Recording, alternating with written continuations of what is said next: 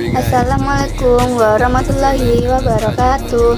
Hai teman-teman, perkenalkan nama saya Sinta Bella Permatasari dari kelas 10 TAP 3. Di sini saya ingin menyampaikan presentasi mengenai kepemimpinan. Sebelum memasuki materinya, saya akan membacakan pendahuluan terlebih dahulu.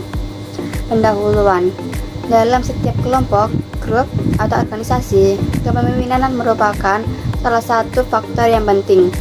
Kepemimpinan yang ada akan memengaruhi kelompok di dalam mencapai tujuan. Cara seseorang memimpin dapat membawa kelompok atau organisasi tersebut ke arah keberhasilan atau ketidakberhasilan dalam mencapai tujuan yang telah ditetapkan. Definisi kepemimpinan mempunyai banyak arti dan makna. Salah satunya adalah 1. Pemimpin adalah seorang yang dapat memengaruhi kelompok yang dipimpinnya untuk mengerahkan usaha bersama guna mencapai sasaran atau tujuan yang telah ditentukan. 2. Ketua adalah seorang yang dituakan dalam kelompok untuk mewakili dan bertanggung jawab atas kelompoknya dalam mencapai tujuan yang telah ditetapkan. 3. Kepala adalah seorang yang mengepalai suatu kelompok atau unit untuk memimpin kelompok mencapai tujuan. 4. Kepemimpinan adalah proses menggerakkan dan memengaruhi orang lain untuk mencapai tujuan yang telah ditetapkan. Berdasarkan beberapa pengertian tersebut, maka kepemimpinan berkaitan dengan 1. Keterlibatan orang lain atau sekelompok orang dalam kegiatan mencapai tujuan. 2. Terdapat faktor tertentu yang ada pada pemimpin sehingga orang lain bersedia digerakkan atau dipengaruhi untuk mencapai tujuan. 3. Adanya usaha bersama serta pengarahan berbagai sumber daya baik tenaga, dana, waktu, dan lain sebagainya.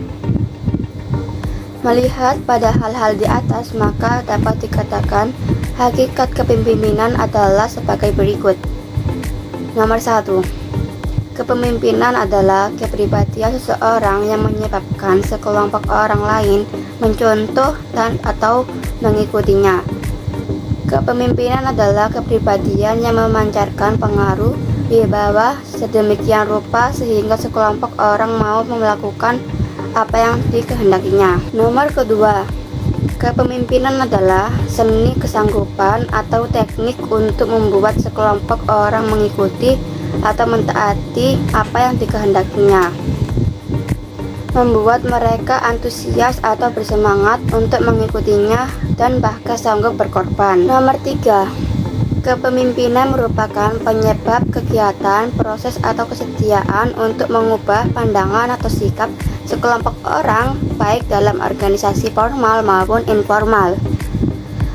Keempat, kepemimpinan adalah memproduksi dan memancarkan pengaruh terhadap sekelompok orang sehingga bersedia untuk mengubah pikiran, pandangan, sikap, kepercayaan, dan sebagainya. Kepemimpinan di dalam organisasi formal merupakan suatu proses yang terus-menerus yang membuat semua anggotanya organisasi giat dan berusaha memahami dan mencapai tujuan-tujuan yang dikehendaki oleh pemimpin. Kelima, kepemimpinan adalah suatu bentuk persuasi, suatu seni membina sekelompok orang melalui human relation dan memotivasi yang tepat sehingga tanpa rasa takut mereka mau bekerja sama memahami dan mencapai tujuan organisasi. Dan yang terakhir, yang keenam adalah kepemimpinan adalah suatu sarana, alat, atau instrumen untuk membuat sekelompok orang mau bekerja sama, berdaya upaya mentaati segala sesuatu untuk mencapai tujuan yang ditentukan. Tugas pokok kepemimpinan yang berupa mengantarkan, mempelopori, memberi petunjuk, mendidik, membimbing, dan lain sebagainya agar para bawahan mengikuti jejak pemimpin mencapai tujuan organisasi hanya dapat dilaksanakan secara baik bila seorang pemimpin menjalankan fungsi sebagai mestinya. Fungsi-fungsi kepemimpinan adalah 1.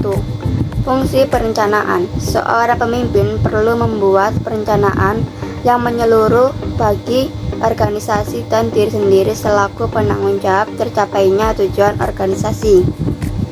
2. Fungsi memandang ke depan.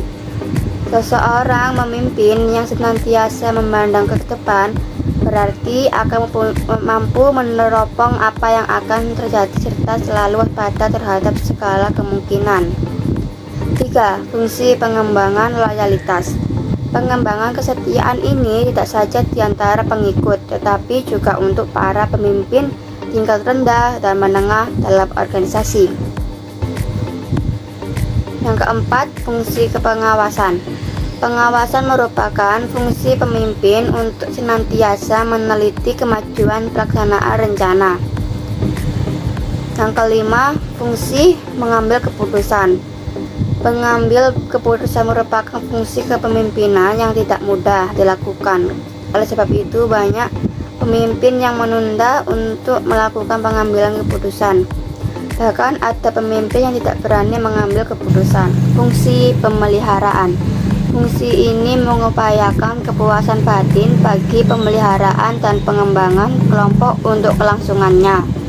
Seorang pemimpin perlu selalu bersikap penuh perhatian terhadap anak buahnya. Pemimpin harus dapat memberi semangat, membesarkan hati, pengaruh anak buahnya agar rajin bekerja dan menunjukkan prestasi yang baik terhadap organisasinya. Pemimpin juga perlu memberikan penghargaan, pujian, hadiah, dan semacamnya kepada anak buah yang berprestasi untuk menjalankan fungsi ini. Fungsi menjalankan tugas. Pemimpin harus konsisten menjalankan tugas dan tanggung jawabnya untuk mencapai tujuan yang telah ditetapkan. Terima kasih atas pendengaran untuk presentasi kali ini. Saya ucapkan mohon maaf jika ada kata yang salah maupun kata yang tidak benar di presentasi ini. Wassalamualaikum warahmatullahi wabarakatuh.